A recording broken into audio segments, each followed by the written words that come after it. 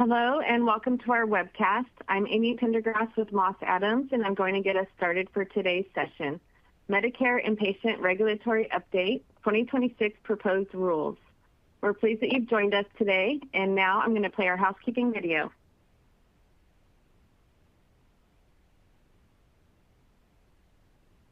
Welcome and thanks for joining us.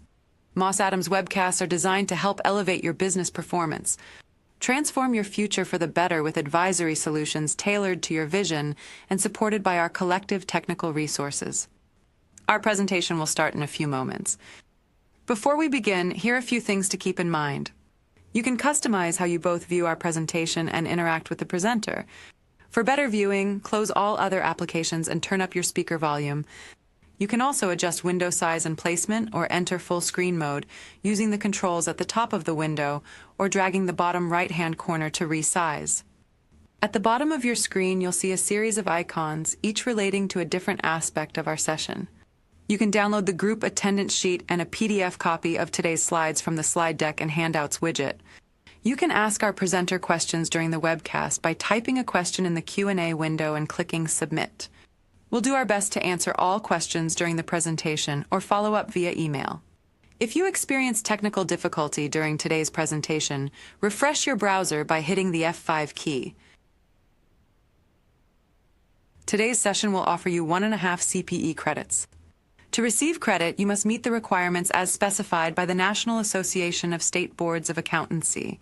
You must attend at least 75 minutes of the session and respond to at least 75% of the polling questions, which we'll ask throughout today's presentation. Polling questions will appear within the slide window. To participate in the polls, please click on your answer and be sure to hit the Submit button to record your response. We'll track your progress and alert you when you've earned CPE credit. You can then click the certificate icon in the CPE Progress widget and download your CPE certificate.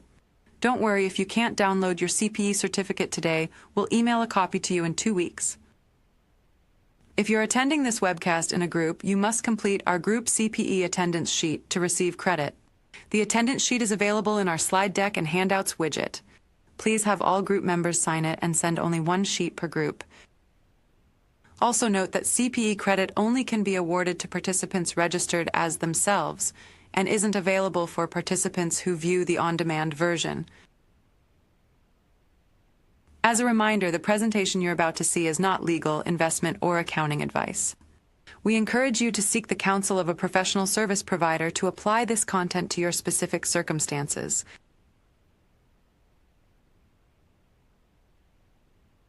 All right, before we get started, I want to acknowledge the recent big news that Moss Adams is joining forces with Baker Tilly to create a new firm, one designed to serve the needs of the middle market. And this is really exciting. You can read more about it on our website from the link in your console.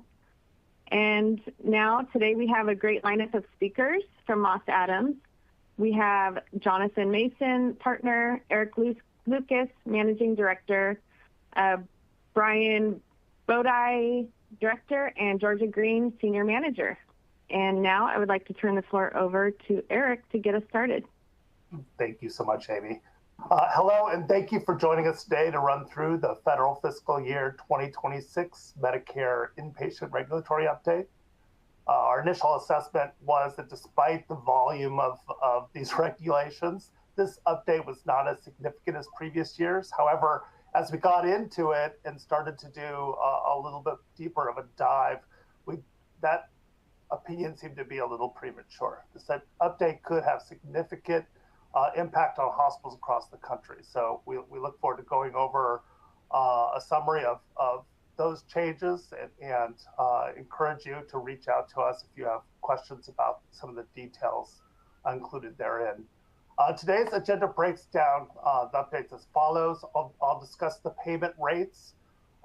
Georgia will go over the team model introduced in federal fiscal year 2025, but set to begin soon for a significant number of hospitals in the coming months.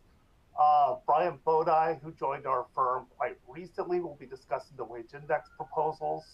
Jonathan will present the changes to DISH and uncompensated care, and then he'll return back to me to discuss several other proposals, including changes to medical education, quality programs, and a few other topics. So let's just get right into it. I want to first point out that this is a proposed rule. For those that aren't quite familiar with this process, the CMS releases a proposed rule. It opens up for public comment, which will close on June 10th. CMS utilizes these comments to evaluate, discontinue, revise policies, identify clarifying language, explain reasoning, and thus it's recommended that providers review these proposals and comment on areas of agreement or concern. The final regulations will be published in August, and we will at that time do another one of these webcasts to go over what CMS ultimately finalized in their payment update. Note that this is covering the federal fiscal year, October 2025 to September 30, 2026. So let's start with the payment rates. So,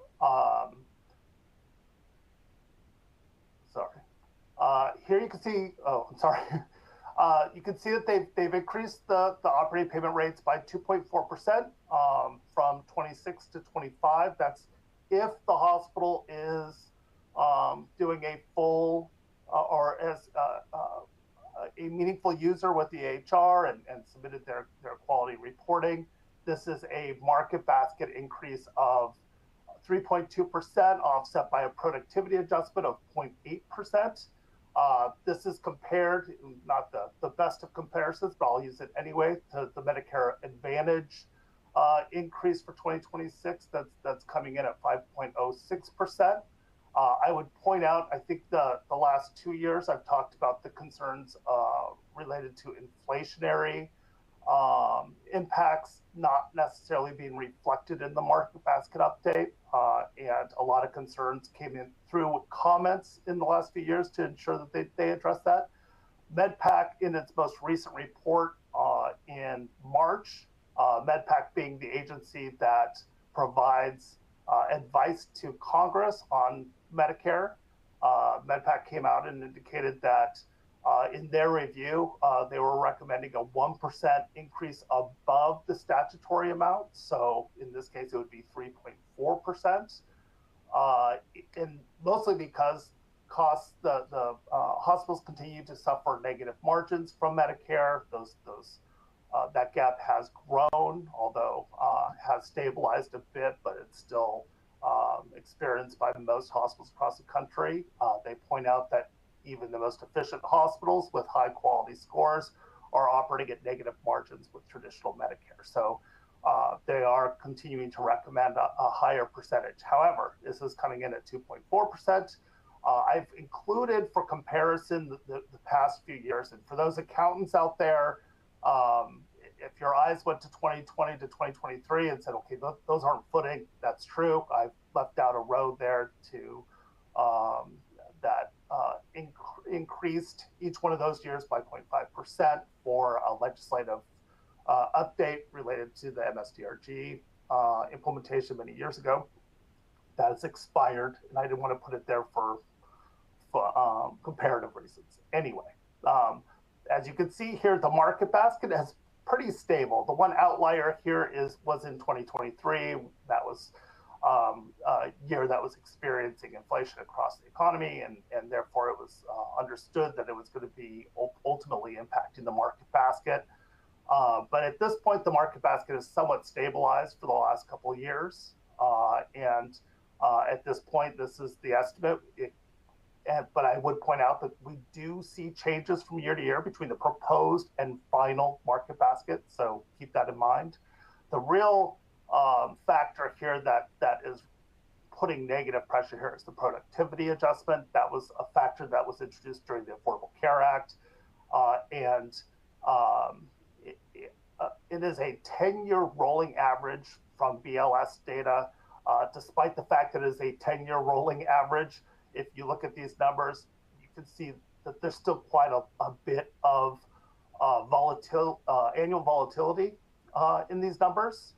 And so in this current year, it's a negative 0.8% offset compared to last year, where it's only negative 0.5, and the year before was negative 0.2. that is a big reason why we're seeing such a low rate update in the current year.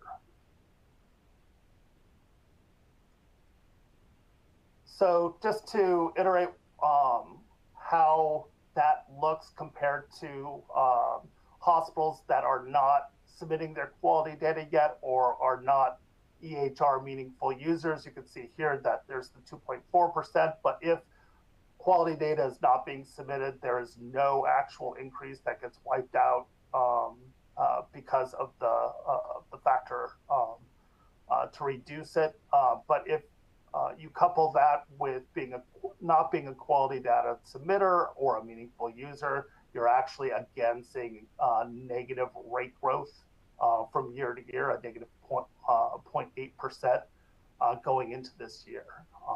I know that's a small number of hospitals that are still finding themselves in that position, but I wanted to make sure I pointed it out just the same. So this is, I could do a whole webcast on just this one slide, but I won't. Trying to understand how they come up with the factor here and trying to reconcile all this out could actually take quite a bit of time. But I wanted to point out that this program itself has a lot of budget neutral policies in here. Every time a policy gets introduced that changes, either increases or decreases reimbursement, there's typically a budget neutrality factor that ultimately makes sure that the hospital stays within its budget or its payment pool. So in this case, we're starting with the 2025 base rate, removing the budget neutrality factors that are currently in there to come up with the gross rate, and then applying the update factor that we just showed in the previous slide at 2.4%, and then adjusting for all of the different budget neutrality factors. And a lot of these we're going to be kind of touching on today as we go through the items. I would point out that the biggest one out of all of these remains the outlier factor. CMS is required to have 5.1% of the operating payments to pay out for high cost outliers. This is annual statutory number and is always a factor, and ultimately coming up with the final national standardized amount of $6,835. So when we get that factor, it starts into the machinations of coming up with the rate. And this is probably the most simplistic way of doing this, because anybody who's played around with the IPPS rate knows that it gets a lot more complicated than this. But if we're focusing on just the adjusted base payment rate, you'll notice that that first box where we're taking that operating base payment and we're adjusting from a geographic factor. And in doing that, we break out a labor component and a non-labor component. The labor component will get adjusted by a geographic factor and then added back to the non-labor component to come up with the rate that will get applied to the MSDRG. But to make it a little bit more complicated, we actually go through a process of determining different proportional shares of labor and non-labor, depending on where the hospital is nationally from a labor perspective, their wage index perspective. If they are at or below average hourly wages, then they're only applying a geographic factor to 62% of their ultimate operating base payment, whereas if it's above that, they're applying 66%. And then when those are coupled together, we come up with a rate and ultimately use this. We could probably refer this over and over again, because almost everything we talk about today is going to have some impact on this overall calculation. And Brian's going to return to the concept. If I ran through it a little too quickly, he has a little bit on this in a later slide. The first provision, though, that represents a change that I wanted to bring up is that every 5 years, CMS rebases the labor share for hospitals in that category above average hourly wages above the average. And this is that year. In the current year, that labor share, as I said, is 66%. The preceding 5 years, that has been 67.6%. And this actually represents a continual drop in this factor because the labor share prior to that was 68.3. So we've seen this labor share drop 2.3%. That essentially means that less of the rate is being adjusted for geographic factors for hospitals that fall under that category. Just to point out that hospitals with average hourly wages at or below the national average or wage index of 1.0 are continuing to be at 62%. Now, this could be rather material for hospitals as they're going through and trying to understand why their labor rate is changing the way it is from year to year. This is going to be a big factor in looking at that. So for those that have wage index above 1, you can see here that the difference between the final 25 and the proposed, there's very little change in that labor related, even though we've increased this percentage up, whereas the non-labor is growing significantly. And yet, if you look on the next slide, where wage index is at or below, everything is fairly consistent from along each one of those. So more of the operating rate is not being impacted by those geographic factors. There's another element here for those that are in Alaska or Hawaii. There's a COLA factor there, which we're not talking about here, as that policy has not changed. And then I wanted to bring up outliers. In the last 2 years, I've talked about the fact that CMS was significantly increasing that outlier threshold from year to year. And hospitals could see some significant reductions in outliers as a result of the changes that they were making to that process. And a lot of that is because they were overpaying outliers each year, and they needed to adjust for that. CMS wants to hit that 5.1% annually in outlier payments. When they go over or under, there's no kind of reconciliation process. They just adjust the formula to get it closer in the future years.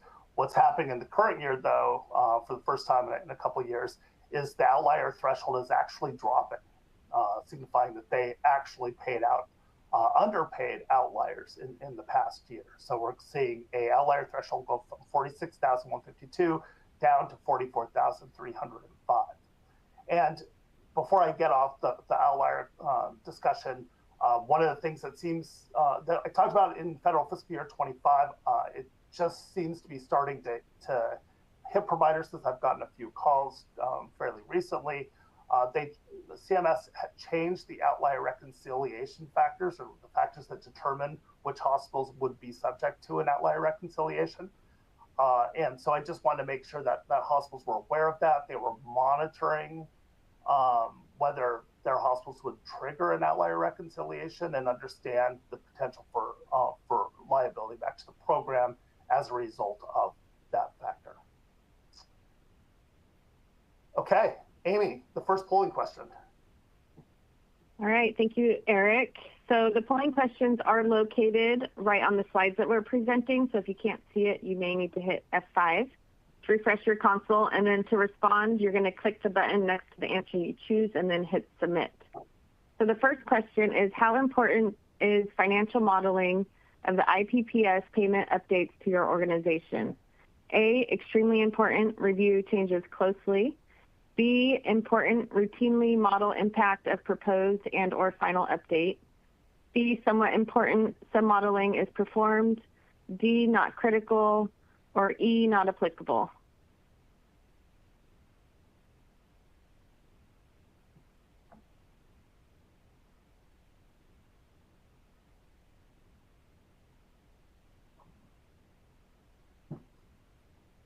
All right, we'll leave this up another 5 seconds or so. Make sure to hit the submit button so that it registers your response.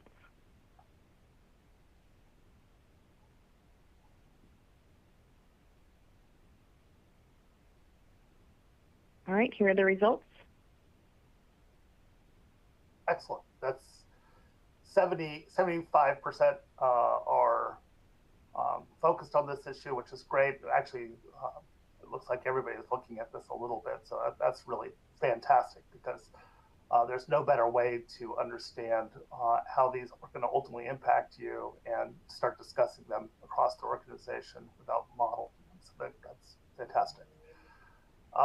So let's talk about the next side of this, is what's happening on the DRG side. Because if you remember that formula, we're going to take that base rate, and then we're going to apply the DRG weights to that. And this is, again, this is another one of those areas that we could spend an entire webcast just going over this, but I'm going to try to hit the high points here.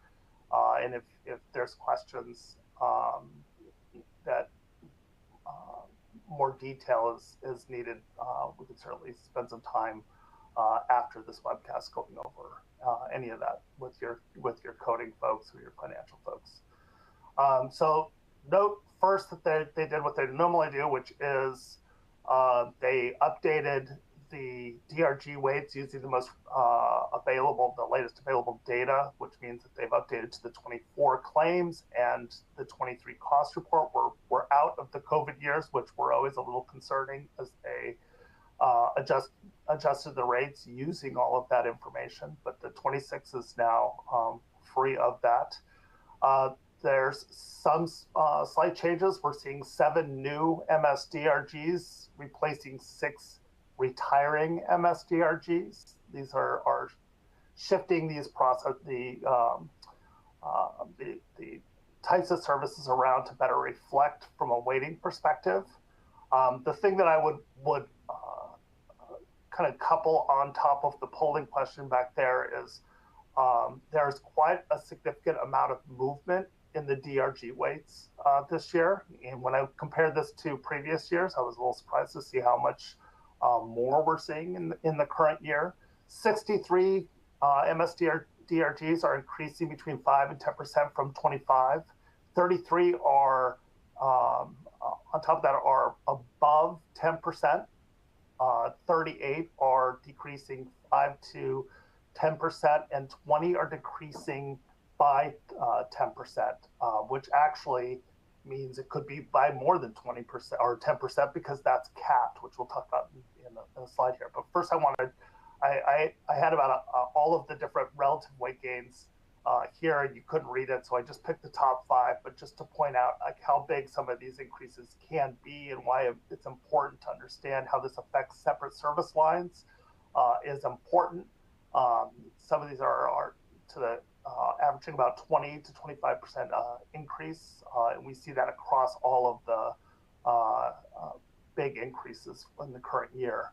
But I did want to point out the declines, because, as I said, the decline in DRG weights is capped at 10%, meaning that it can continue to decline in future years, but only by 10% at the most. But you can see some pretty big declines here between where we were in 25, what's being proposed here in 26, or where the calculation is in 26, and what ultimately is happening because of the cap. So you can see some pretty significant reductions here, like extensive burns going from 23 to 18. That's going to be capped at 21, but in future years, you're going to continue to see that reduction experience. So it's important to understand the uncapped amounts and how that's ultimately going to affect hospitals down the road. So they updated the grouper 43 to version 43. There's been no significant change to the DRG policy as they've been talking about over the last few years. Nothing that really changed as far as how they are applying the 9 guiding principles. The only thing I wanted to point out here is in the last 2 years, we've been talking about the social determinants of health and how the Biden administration was incorporating this into payment rates and quality programs. And we're going to talk a little bit later about how it's impacted the quality numbers or quality measure programs. In in most cases, it's been removed from those not to give away the game there, but I wanted to point out here that there's been no change to how those factors impact reimbursement rates. So hospitals that continue to identify these particular factors on claims will continue to see the comorbidity levels go up and experience higher reimbursement rates. And these are typically the unhoused individuals. I think there was an effort to identify additional social determinants of health that would impact resource usage and ultimately reimbursement. But that seems to have stalled at what it was in the prior year. So as you're hearing that social determinants of health have been eliminated from IPPS, just know that it is still there as far as payment rates. For new technology add-on payments, if you're actually spending time with the regulations, you'll find that a lot of the language around these add-on payments and the process of approving for these add-on payments is what takes up a big chunk of the IPPS regulations at this point. I would point out that there are 26 previously approved technologies that are continuing with an estimated impact of $598 million in additional payments, but there are 43 new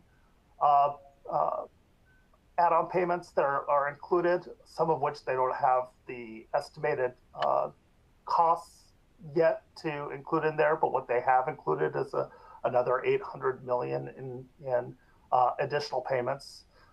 So quite a lot to review there from your particular hospital's perspective. And Amy, over to you for polling. All right, so the second polling question is, in the previous 2 years, CMS implemented social determinants of health as a factor to increase reimbursement of an encounter. How successful was your organization at implementing this change? A, very successful, and we've seen the impact. B, moderately successful. C, we have not tracked this issue. D, this is not critical to my organization. Or E, not applicable. And then also just a reminder, if you would like to receive CPE credit for today's webcast, you will need to respond to at least 5 of the 6 polling questions.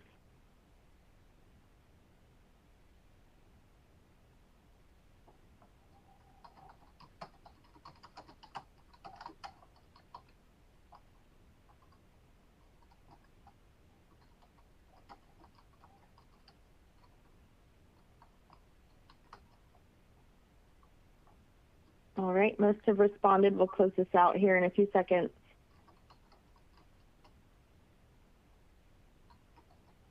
And here are the results.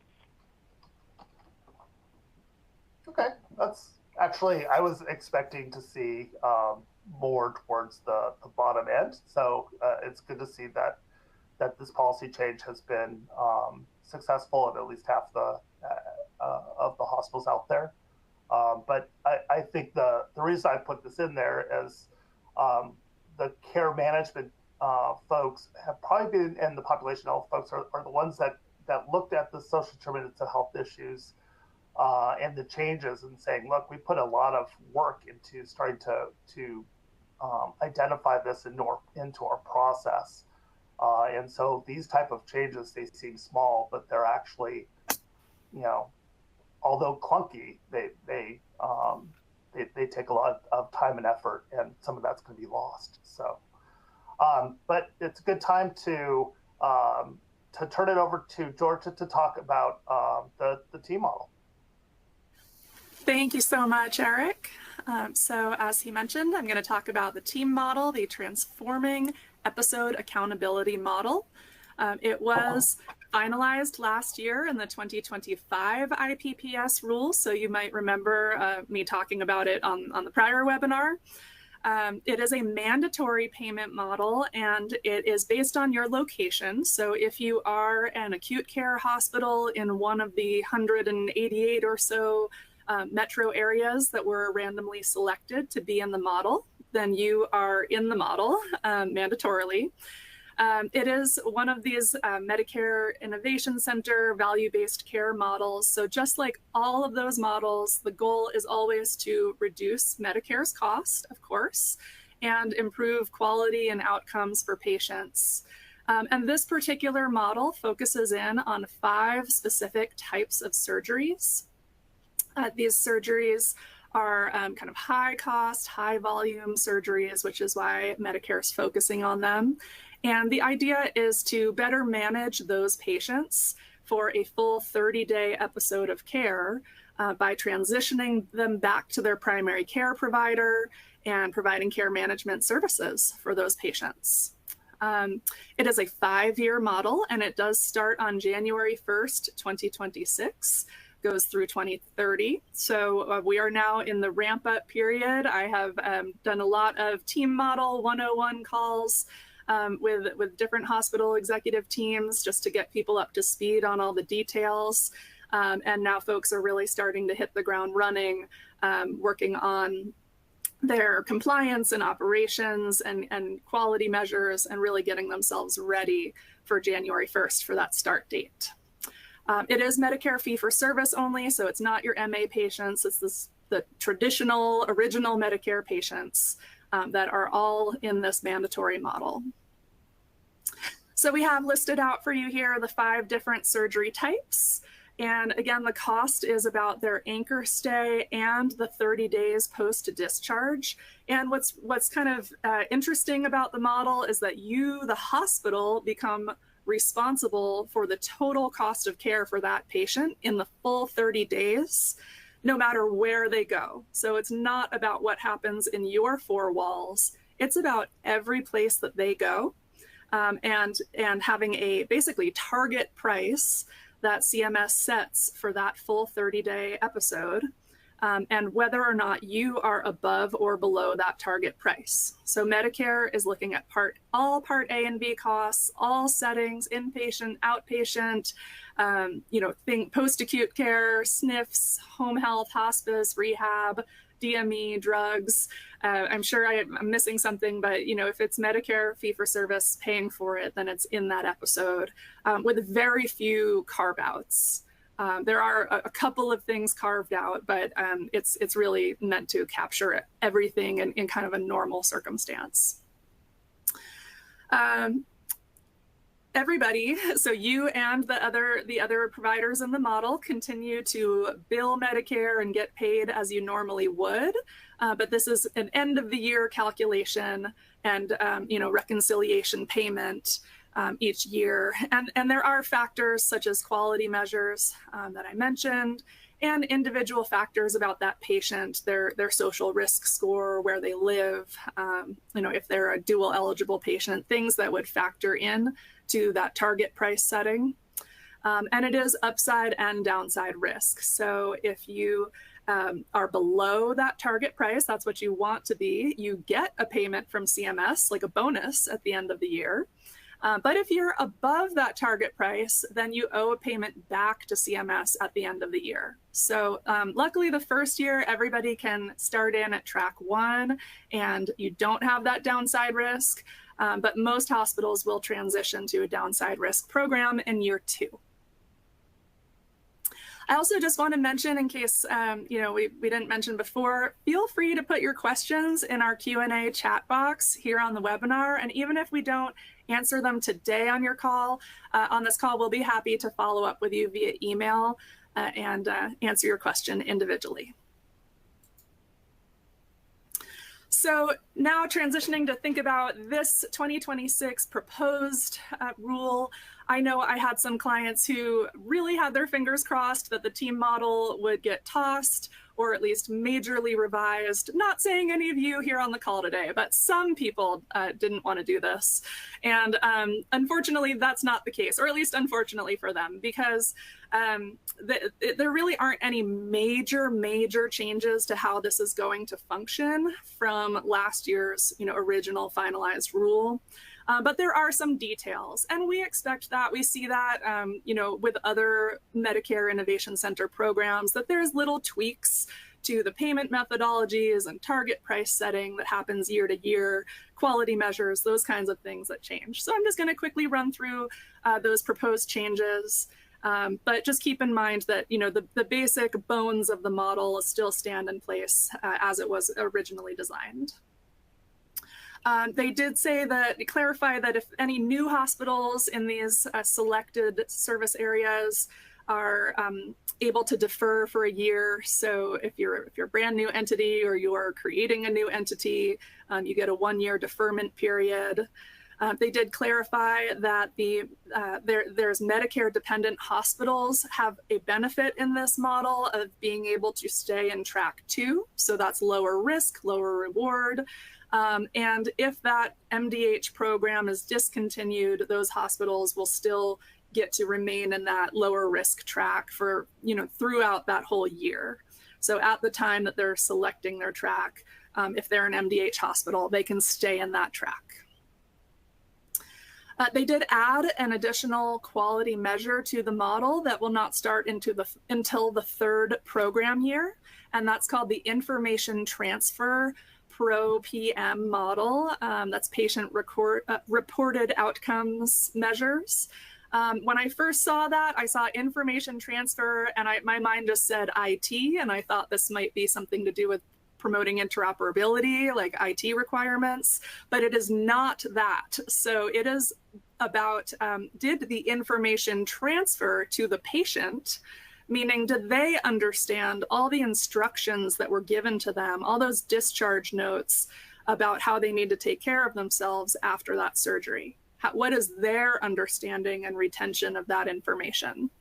So it is a patient survey. So keep that in mind, not till year 3. CMS did clarify we're applying a neutral quality adjustment for participants who have insufficient quality data for a given measure. So if you're a particularly small hospital or you just don't perform a lot of a particular surgery, then you're not going to get dinged. You're not going to get any benefit from having a high score, but you're also not going to get punished for having that low volume. And then kind of getting a little more into the nitty gritty of the target pricing, how they set that target price for each one of those surgery and DRG and HCPCS types. They are going to have a remapping methodology just to create that target price when there's changes to the DRG and the HCPCS coding from year to year. So they'll be able to map that back to the benchmark or baseline period and still construct that target price. They have some changes to how they are updating the normalization factor and prospective trend factor that brings us kind of forward in time, again, setting that target price.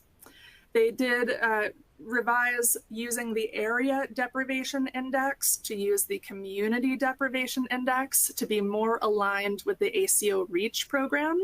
And it's a little bit more refined of a system looking at census blocks, and I think 17 or 18 different measures that factor into that CDI index score. And this is looking at your patient's social risk. They clarified that the hierarchical condition categories, HCCs, will use version 28, not version 22, and will use a 180-day look-back period, not 90 days. So that all factors into risk adjustment. And, like many of these value-based programs, HCC coding, accuracy, and, kind of optimizing that is important in this model as well.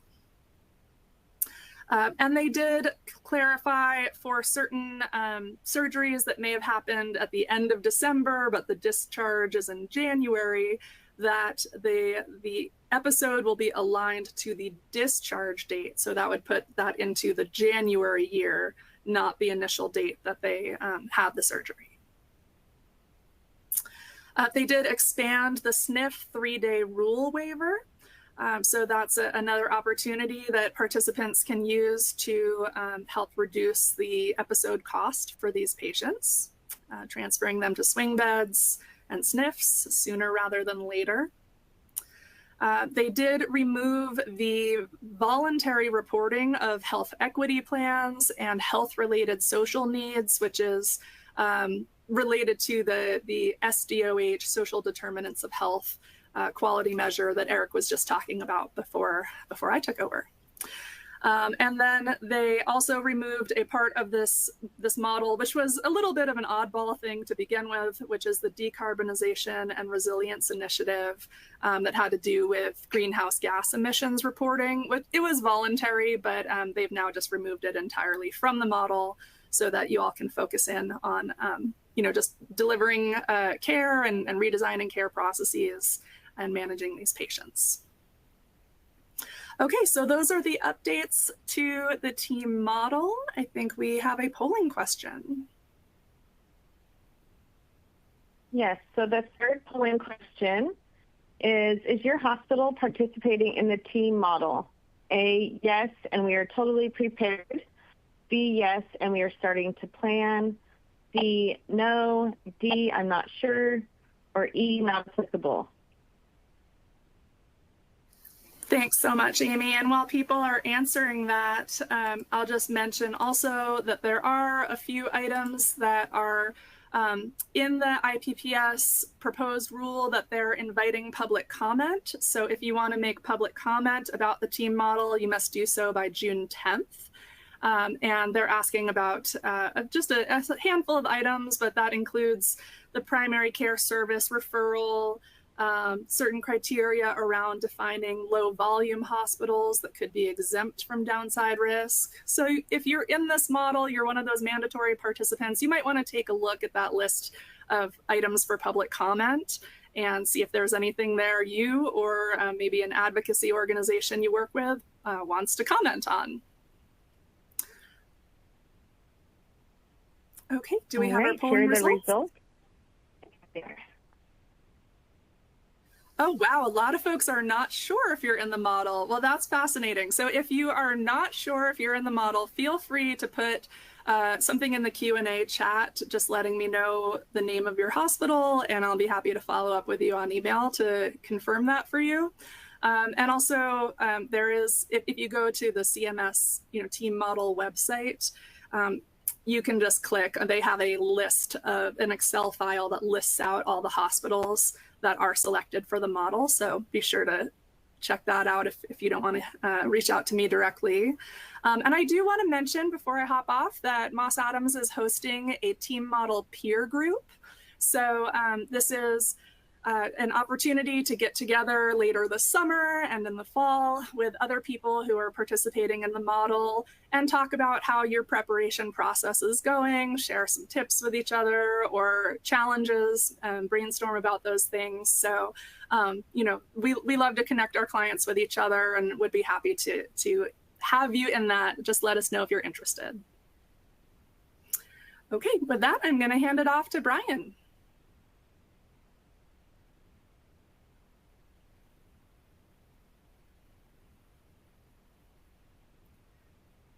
And Brian, you have to unmute. Oh, go ahead. I'm unmuted. Can you hear me? Is that better? Okay. So as a refresher, the wage index for the Medicare inpatient base payment slide shows the factors that go into the overall adjusted base payment rate. As Eric mentioned, the labor-related portion of the equation is adjusted then by your wage index for each provider. In the 2026 proposed rule, CMS is adjusting the labor-related share down to 66% from 67.6% for those above 1.0. This means a smaller portion of your payments will be adjusted based on your hospital wage index.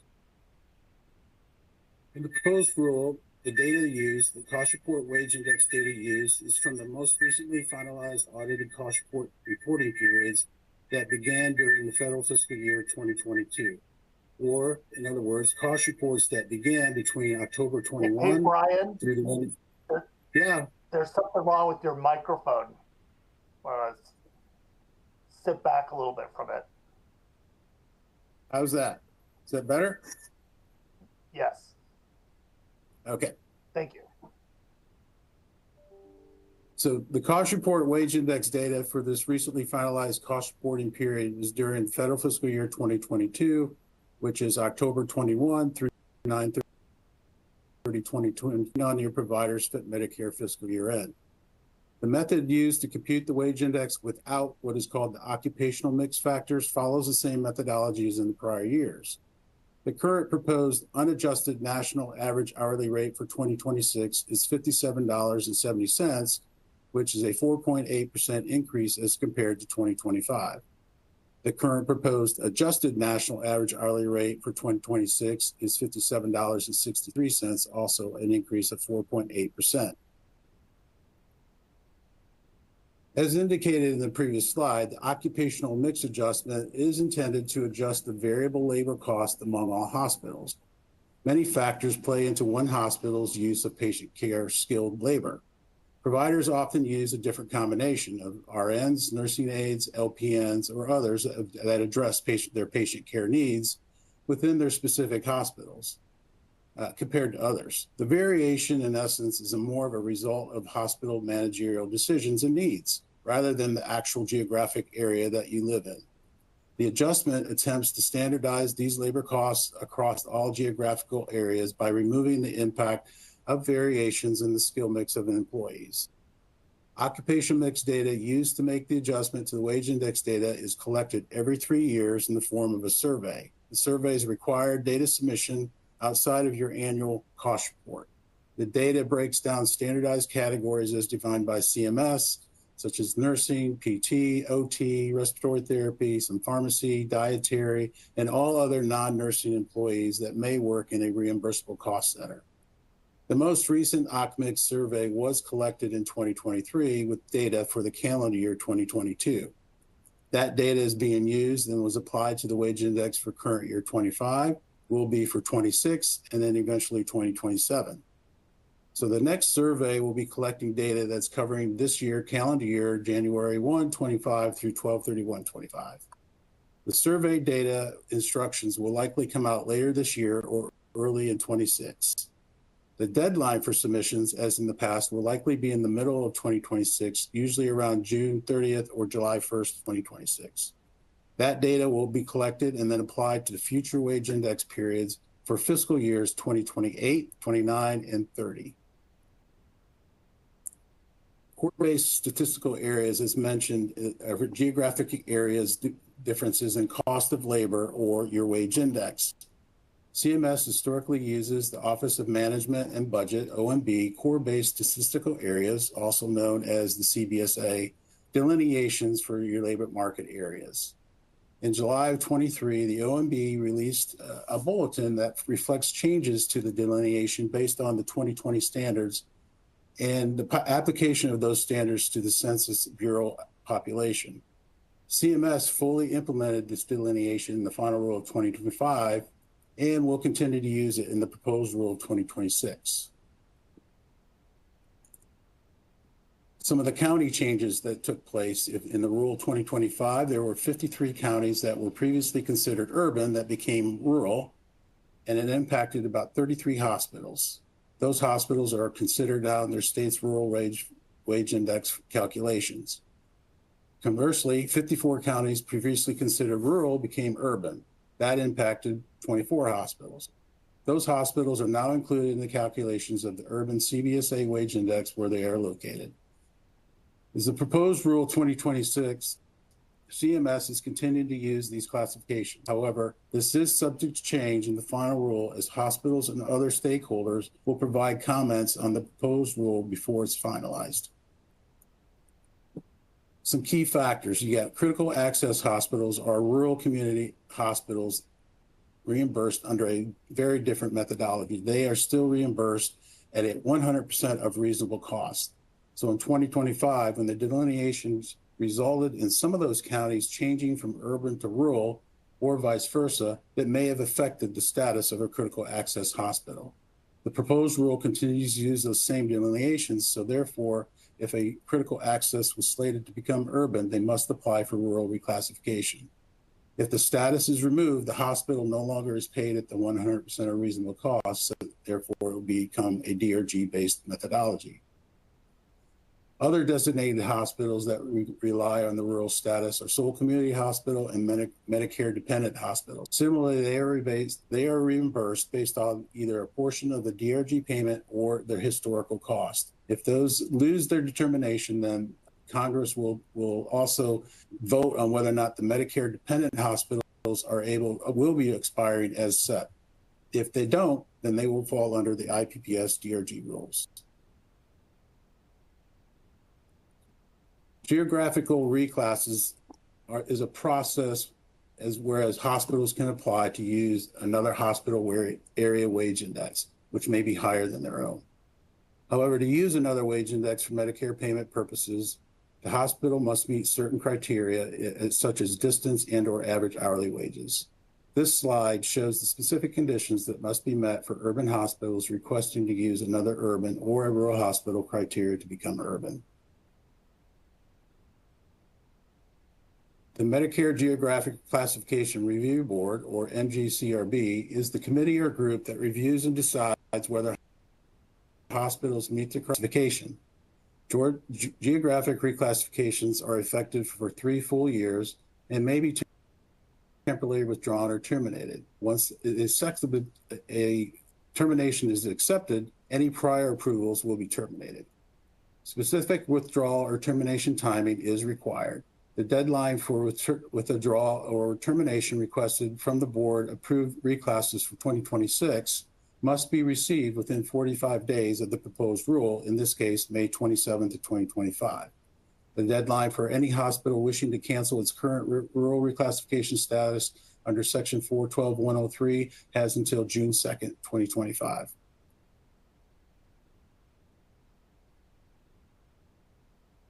As with the 2025 final rule, the proposed 26 rule has opportunities for considering reclass such as urban to rural or the main change in Lugar County hospitals. So Lugar hospitals are hospitals that are located in a rural county that may be adjacent to one or more urban areas and deemed part of that urban area. A Lugar hospital is considered a hospital that is located within that county. If you are a Lugar hospital, then they are treated and reclassified to the urban area where the highest number of its workers are commuting from. This process is an automatic reclass and will occur with no action on the part of the hospital. CMS has basically already computed those areas. In 2025 rule, the new CBSA delineations, however, identified more than 20 Lugar counties as urban and therefore not longer were considered as a Lugar status. The 2026 rule includes that same list as 2025 and can be found on Table 4B of the proposed rule. Wage index data from your worksheet S3 of the cost report. In general, proposed 26 wage index policies are unchanged from the prior years. CMS has gathered and used wage data from over 3,000 hospitals to construct the wage index values for this year. The period covered is from your fiscal year 2022 submitted cost reports. Again, these are from cost reports that begin on or after October 1, 21 through 9/30/2022. The OCMIC survey data included over 29 hospitals. Some of the hospitals that submitted, as CMS quotes, erroneous or aberrant data have been excluded. There is about a 97% rate of success in submission of data. So as with prior years, the 2022 wage data spans over the COVID-19 public health emergency timeframe, which, as you may recall, is January 31st, 2020 to May 11th of 2023. CMS has indicated that they are still unclear on how the wage changes from this period are to be isolated and adjusted accordingly. They have proposed a decrease in the national labor-related portion of the standard base rate from 67.6 to 66, as Eric pointed out earlier, but that could indicate that the shift in labor cost influenced by using the more recent Medicare cost report data that is covered through the 2023 period is impacting those changes. To wrap up the final issues of the wage index and the proposed rule, one area is the low wage index hospital policy. Some may be aware that CMS implemented the low wage index hospital policy in the final 2020 inpatient rule. CMS was addressing the differences or disparities in wage index between hospitals in certain low wage areas and those in higher wage areas. There were increases to hospitals in the lower quartile while offsetting with a decrease to the standardized amount, which made that policy budget neutral. The original intent was to last for at least 4 years. However, in 2025 final rule, they adopted an extension for the policy for 3 more years, with the intent to receive more sufficient data past the public health emergency. This was changed, however, when the Court of Appeals DC Circuit ruled against the Secretary in a case settled in July of 2024. The case resulted in the removal of the policy and recalculation for fiscal year 2025. Since there was significant impact to those hospitals who did benefit from the 2020 through 2024 period, CMS is proposing a budget neutral transitional exception to be applied to wage index values that decrease by more than 9.75% as compared to their 2024 wage index factor. Those hospitals will see their wage index set at 90.25% of their 24 wage index value. Some final key points to consider and address regarding wage index factors that impact your hospital rates. 1, ensure the accuracy of your cost report worksheet S3 wage data each cost report year. Always be sure to work with your payroll and HR leaders to ensure the hours and wages are compiled accurately. Also, you need to ensure contract labor documentation is ready for review for any audit purpose. Ensure the accuracy and in-depth review of the occupational mix surveys that take place only once every 3 years. It is important to review the guidelines and requirements with other leaders within your organization, such as your HR, payroll, and any of your ancillary department leaders at the hospital. This helps you gain a full understanding of the patient care services provided for the purposes of the survey. And finally, consider any opportunities with geographic reclass rules that may be a benefit for your hospital rate. Amy, this wraps up the wage index section for today's presentation. I believe we're now ready for the next polling question. Yes, thank you, Brian. So the fourth polling question out of 6 is the occupational mix survey data is collected every 3 calendar years. How ready are you for the next survey coming in June, July of 2026? Your options are A, very ready and prepared for the survey. B, familiar with the survey but need a refresher. C, not familiar with the survey and need help. D, I'm not sure. Or E, not applicable.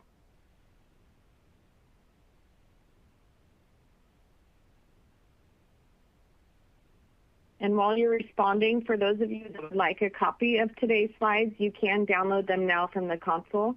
And then we will also be sending them out via email tomorrow, along with a recording of the webcast.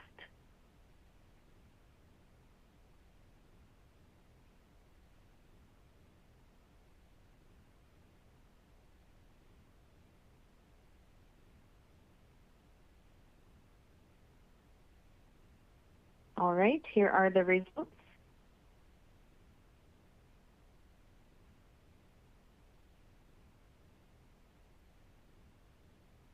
So even though it's every 3 years, it's something that we have to pay attention to. And like I said, as wages change at each of our facilities, along with the service lines that we provide, it's important to make sure that you work with their job descriptions, department leaders, and how those employees are used in the patient care.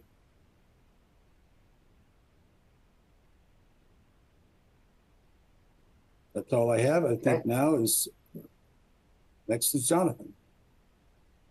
All right. Well, thank you, Brian. So we wanted to spend a few minutes here covering the DISH and UC payments section of the rule. There was a significant increase in the size of the UC distribution this year. That obviously comes as welcome news for those in the provider community. And so before we go into how much of an increase, let's step through the factors that make up that calculation. So factor 1 is the uncompensated care payments are the products of 3 factors. Factor 1 is the difference between the Secretary's estimated Medicare DISH payments if they were paid at 100% DISH, less what CMS calls the empirically justified DISH payments, which is 25% of the total. So for the factor 1 calculation, the DISH estimate begins with an anchor period. In this case, it's the 2022 data, which is then trended forward by a number of factors applied to 23 through the 26 periods. So the starting baseline total was 13.018 billion, and then trending that forward, the end result is 15.791 billion for 2026. Now, CMS points out that their approach in calculating these totals is consistent with previous rulemaking cycles. And in just like prior years, the Office of the Actuary intends to use more recent data that may become available between the time of the proposed rule and the final rule. So here's a view of factor one, just from a trending standpoint since 2014. The net result of the 2026 DISH estimate is that 15.719 billion. So after removing the empirically justified amount, that 3.947, you get a proposed rule factor one of 11.843 billion. So that's 1.6 billion more than last year's total. So if you move on to factor two is the factor calculating the change in the uninsured rate. For calendar years 25 and 26, the estimated uninsured rate is 7.7 and 8.7%. And the calendar year's values are then converted to the payment year using a weighted average approach, and that's what gets you to the 8.5%. So after running it through the formula, factor two equals 60.71%, and that's more than a 6 percentage points increase higher than in the 2025 final rule. Again, the underlying data and methodology used to calculate these rates are consistent with prior year calculations. The estimates are produced by the CMS Office of the Actuary, and again, CMS states that they may consider the use of more recent data that may become available between the proposed and final. So to calculate the final UC amount, you apply that 60.79 or 60.71% uninsured rate to that 11.843 billion.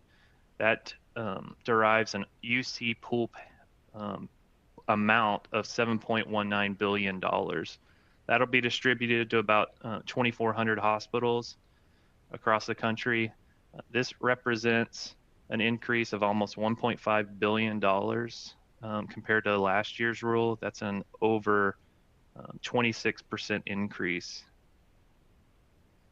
And as you can see from a trending perspective, the UC pool in 2014 was about $9 billion and then steadily declined as the rate of uninsured decline in the US, or at least what was estimated to decline using, at that point, CBO data. And they switched to newer metrics in 2018, and as a result of those changes and various other factors that impact coverage decisions under the Affordable Care Act, you can see the rate of uninsured ticked up in 2018, 19, basically was flat through 20 and 21, and then you saw a steady decline the last 4 years. Finally, this year, you see that large uptick in the UC pool, really for the first time in about 8 years. So for the actual distribution of the pool, CMS is proposing to use 3 years of audited S10 data. The calculation uses the audited data from the federal fiscal years 2020, 21, and 22. CMS has pulled this data from the December 2024 HCRIS extract and intends to use the March 2025 HCRIS run in the final rule. In terms of interim payments, CMS is proposing to modify this calculation to be based on the average of the 22, 23, and 24 historical discharge data. And then I know some providers were curious whether CMS would address what part of S10 would be used in future rulemaking now that there's two parts of S10, part 1 and part 2. So starting with federal 23 reports, you had your part 1, which is just the standard that we've always had, which is basically all of the hospital's uncompensated care costs for the entire facility. And then they created a part 2, which is only the acute only hospital costs. And for some hospitals, that's a pretty big difference between those two and could make a material impact on future UC calculations or payments. But the proposed rule is silent on future calculations. And unless something is addressed in the final rule, it looks like we may have to wait another year to see if they intend to use Part 2 in the calculation. Next year would be the first year that they would even be possible to use, as the 23 federal reports are the first year with the new instructions and are currently the years that are being audited. Now, in terms of any issues you have with the 2026 Factor 3 or the S10 information that is currently loaded into HICRIS, those concerns or issues can be addressed to the email address listed on the slide. We recommend every hospital review their inputs used to calculate the payment, make sure that information is correct, make sure it's related to the S10 audits that you went through. Some of these years have now gone through a full audit, and what we've seen in some very limited cases that sometimes those full audits, sometimes those S10 audit adjustments aren't always applied, and you may have a difference in the numbers. So just make sure you double check those values, make sure they match what you think they should be, and if you have any issues, address it to that email address. So I'll just quickly go over the latest round of S10 audits. I think we've gone over these slides in previous webinars, but we did just want to address the changes year over year in these S10 audits. I think you can see on this slide that there's been a decrease in the change of that line 30 through the audit process. I think that's probably a twofold. I think hospitals are doing a better job of reporting the data on their as-filed cost reports. And I think through the audits, we are actually now having less samples, and I think that's impacting some of the results of these audits. But you can see here, it went down from 3.52 in the 2021 audits to 2.71%. And just to dive a little deeper in the amounts, you can see here, the only thing I'll highlight for the charity care is that insured charity. We're still seeing a lot of changes in that insured charity care. You can see 22% on the charity care amounts changing.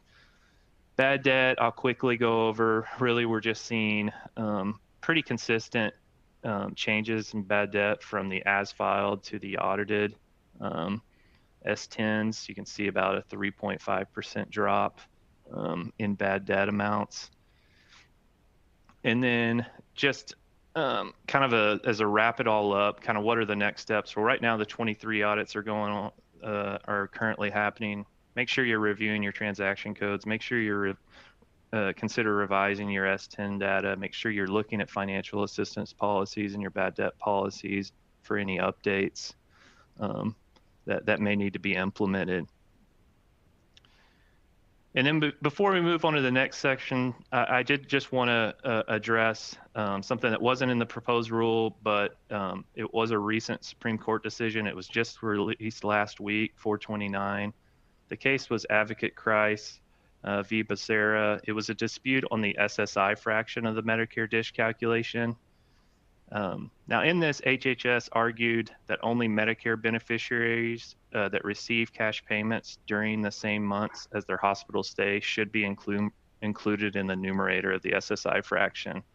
And so the hospitals argued that patients who qualify for SSI income but have not received a payment should also be included. So not only the ones that receive the actual cash benefits, but ones that are eligible may not have received a payment. Unfortunately, at least from the provider community standpoint, the Supreme Court sided with the government. It was a 7-2 decision, and it affirmed the 2 lower court rulings. So I do want to say that this does not kind of close the door on disputes with the SSI ratio or certain SSI appeals, but hospitals will need to reevaluate their appeals and where they stand and come to a decision how and if they want to move forward in light of this recent decision. Amy, I think it's time for our next polling question. All right, thank you. So the 5th poll is, when is the last time you reviewed or updated your charity care or bad debt policies? A, before the pandemic, B, during the pandemic, C, after the pandemic, or D, not applicable? And then also just a reminder that you do have the option to submit questions to our presenters in the Q&A window. We are running short on time, but we will do our best to follow up with you afterwards.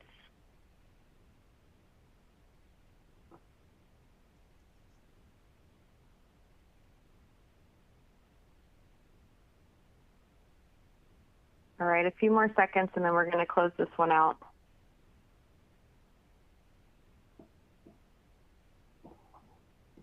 Okay, here are the results.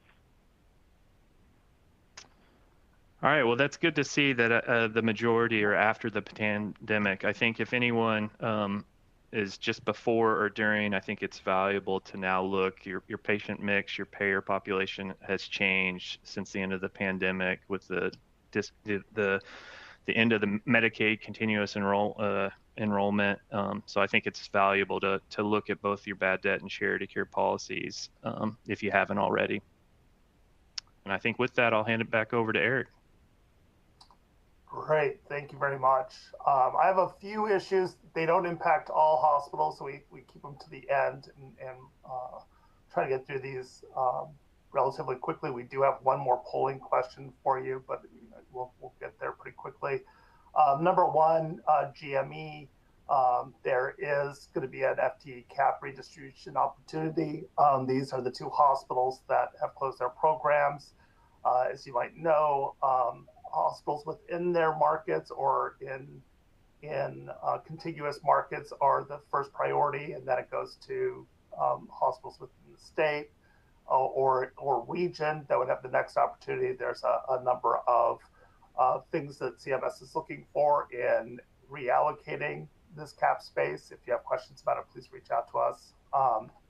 They also clarified the rules related to how GME is counting cap space in the reimbursement for hospitals that are reporting outside of a 12-month period. And they're really clear that they're not changing anything here. They're just clarifying for application that the GME cap be prorated to a 12-month period calculation in performing its calculation, but pointing out that this does not change the IME calculation. Moving to nursing and allied health, CMS lost a case, the Mercy St. Vincent Medical Center versus Becerra. This determined how they offset the direct revenues related to this program.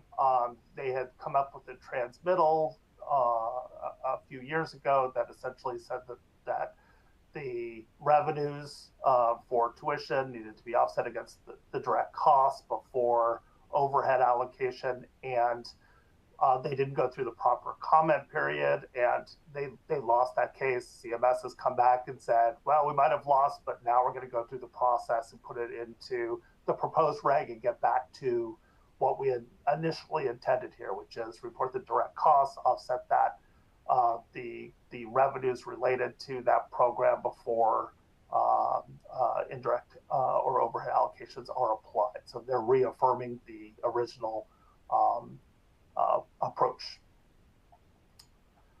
Skip one over and we'll come back to this one. They did make a few changes to the hospital inpatient quality reporting. Number one, probably more significant, and we see this across a lot of the value-based and quality measures, is they are adding Medicare Advantage to the data to this reporting. Up till now, it's all been Medicare traditional. That they are making that change to start adding the Medicare Advantage data in there. And then they are modifying measures, lowering the submission thresholds for that second group on the readmission rates and the standardized mortality rates to make sure that they're capturing more in there. What's important to note here is what they're removing, though. They're removing all the measures related to the social determinants of health equity, and the COVID-19 coverage items. Those are all being removed from the quality reporting. As we move over to the value-based area, number one, to align the quality reporting with these programs. They've also removed the health equity adjustment and aligned the hospital level RCR or RSCR following elective primary THA, TKA measure with what they're doing on the IQR side.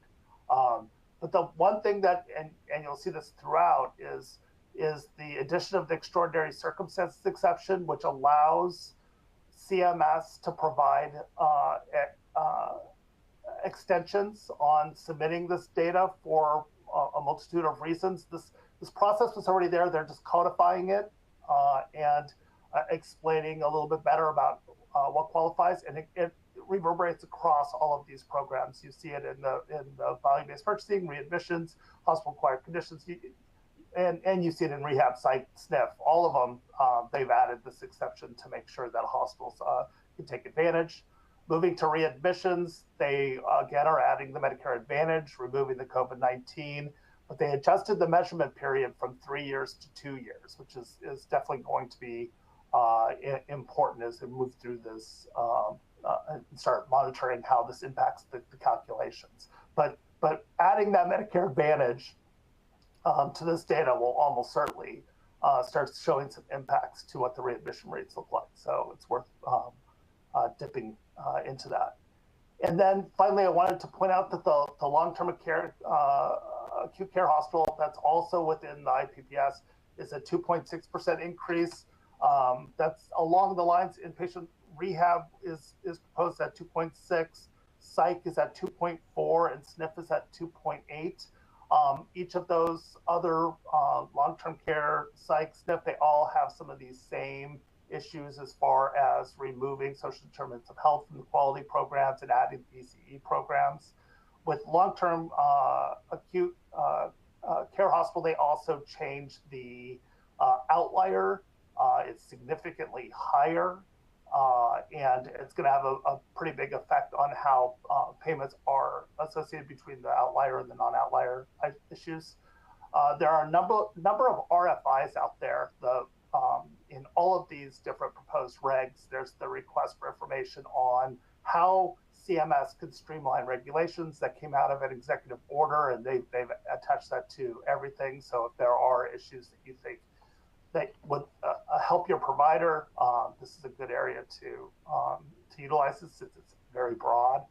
The other one, though, and this is kind of replacing the social determinants of health that they took out of all the quality measures. They did that along with the same idea of exploring how to use these well-being and nutrition measures as a substitute within the quality program. So they're looking for feedback on those. And then finally, two things. Right now, the Medicare Dependent Hospital Program is set to expire, as George had mentioned earlier, that will expire by the end of this federal fiscal year. If that does, it returns back to the federal rate. So it would be significant unless Congress decides to expand that again. And then the low volume hospital add-on payment also is set to expire. This has just been continually pushed out by Congress. It's now set to expire. It'll go back to its 2010 regulations, which will drop many of the hospitals that are currently benefiting under this add-on payment as it returns from a distance requirement from 50 miles to 25 miles from the nearest Section D hospital, subsection D hospital, and it changes the discharges, the total discharges allowed under this program from 3,800 to 200. So hospitals kind of in this space, if this doesn't get extended, probably looking at a few other options, rural emergency hospital or potentially a critical access hospital or something along those lines. So that takes us to our final polling question. All right, thank you. So we are a little bit over, apologies on that, but we do want to squeeze in our last poll for those that need it. It is looking ahead to the upcoming OPPS proposed rule, what potential update is most concerning to your organization? A, site neutral payment expansion, B, price transparency, C, payment reductions, D, I'm not sure, or E, not applicable. And while you're responding to that, once you've completed all CPE requirements, you will be able to download a PDF of your certificate from the CPE progress window, and then a copy will be emailed within 2 weeks as well.